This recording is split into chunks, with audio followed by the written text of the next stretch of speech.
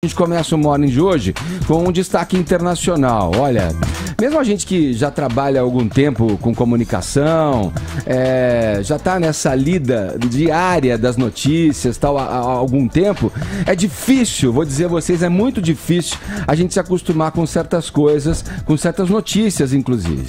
É de cortar o coração, por exemplo, o que aconteceu ontem na Síria. Um ataque com arma química deixou dezenas de mortos numa cidade controlada por opositores do ditador Bashar al-Assad, e entre as vítimas, obviamente, como é recorrente que acontece lá, várias crianças. Ellen, começo conversando com você e pedindo detalhes sobre esse episódio de horror. O Trump se pronunciou, o Papa se pronunciou, o governo russo se pronunciou. Vamos lá. Pois é. Bom dia. Bom dia, Ed. Todos se pronunciam, mas ninguém se compromete. Esse que é o grande problema e por isso que a gente está indo para o 7º ano de guerra com 312 mil mortos.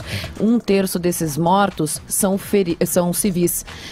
Como ontem, né? Nesse ataque a gente está falando de agências oficiais dando o número de mortos em 72, mas as organizações médicas, que são médicos voluntários que trabalham na região, já falam em mais de 100 mortos.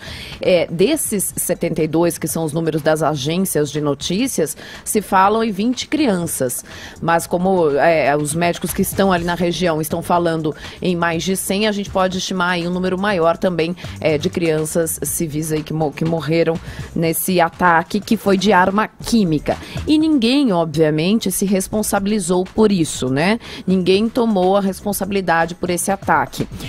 De um lado, a comunidade europeia, a União Europeia, diz que isso foi um ataque do governo de Bashar al-Assad, ou seja, o próprio governo atacando os seus cidadãos lá na região, que é uma região controlada pelos ditos rebeldes sírios, né? Por outro lado, a Rússia veio a público dizer o seguinte: não fomos nós e também não foi o governo de Bashar al-Assad, porque a Rússia apoia o governo de Bashar al-Assad.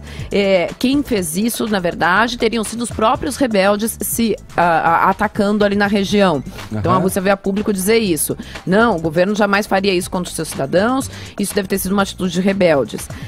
Aí vem o Trump a público, né, dizendo, o Trump tentava não se manifestar muito contra o governo de Bashar al-Assad, até porque Trump tem grande simpatia por Vladimir Putin, e Putin apoia o governo de Bashar al-Assad, então para não se meter aí em confusão, tentava não falar muito claramente. Dessa vez, Trump vem a público e diz, não, é condenável, é um crime hediondo isso que está acontecendo agora na Síria, o governo de Bashar al-Assad não pode fazer isso, a sociedade não pode ficar quieta, e tudo isso é culpa de Barack Obama.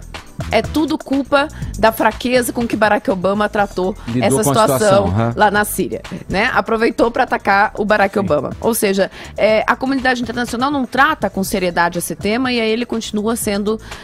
as pessoas continuam morrendo, a gente tem aí pessoas desabrigadas, né? Eu falei em 312 mil mortos, mas metade dos 23 milhões de sírios estão desabrigados também, né? Tem mais esse outro drama lá. E a gente teve o Papa que lamentou esse ataque da Síria, assim como a gente teve um ataque terrorista no metrô de São Petersburgo com 14 mortos no início da semana. O Papa lamentou esses dois ataques e fez um apelo à consciência de todos que têm responsabilidade política para que essas tragédias acabem logo. Na União Europeia, agora se fez estava ocorrendo justamente uma reunião para tentar, mais uma vez, fechar uma negociação em torno da Síria, o que se podia fazer em termos de negociação. Então agora há uma cobrança aí para que o Conselho de Segurança da ONU possa ver o que se entre em negociação e faça uma cobrança. Todos tendem aí a culpar o próprio regime sírio de Bashar al-Assad por esse ataque e tentar algum tipo de responsabilização nesse sentido. Olha, é a banalização, né, do terror, onde não tem mais referência nenhuma, né, das atrocidades que se cometem. Se você vê as imagens, você pega famílias, crianças, em meio aos escombros, tocando ou tentando levar, né, uma vida, se é que a gente pode chamar de vida assim. E a pergunta que fica é assim, até quando isso vai perdurar? Até quando isso vai existir ainda nos tempos em que a gente vive, né? É uma questão.